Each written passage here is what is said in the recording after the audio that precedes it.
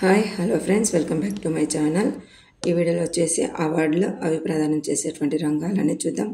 Nobel బహుమతి ఇచ్చేటువంటి రంగాలు ఎకనామిక్స్ ఆర్థిక శాస్త్రం, మెడికల్ వైద్య శాస్త్రం, కెమిస్ట్రీ రసాయన శాస్త్రం, ఫిజిక్స్ భౌతిక శాస్త్రం, పీస్ లిటరేచర్స్.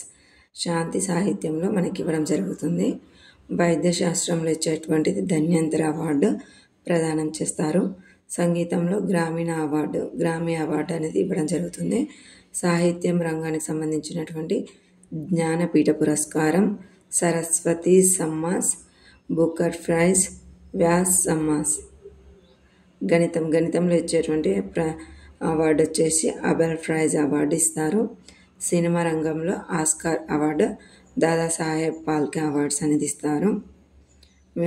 మ్యూజిక్ సంబంధించినటువంటిది మెర్లిస్ అవార్డు. అండ్ క్రీడలకు సంబంధించినటువంటి Arjuna award, Dronacharya award, major Dhyan Chand Khel Ratna award.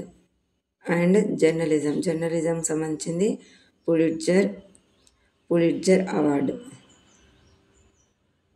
And architecture సంబంధించింది ఆగా Khan award, ప్రిట్జ్కర్ praise.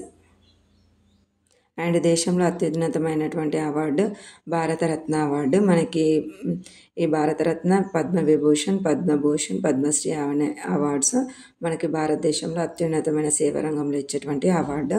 And Padma అవార్డ్స్లలో అత్యున్నతమైనది అంటే పద్మవిభూషణ్, నెక్స్ట్ పద్మభూషణ్, పద్మశ్రీ. దేశంలో అత్యున్నతమైన అవార్డు అంటే భారతరత్న.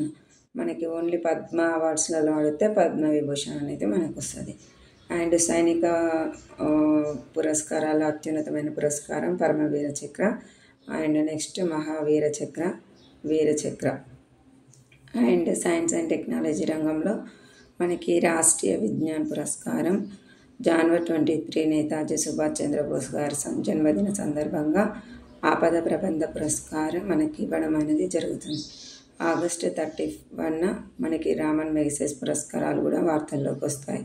అండ్ అక్టోబర్ మంత్లో నోబెల్ పురస్కారాలు. Thank you for watching.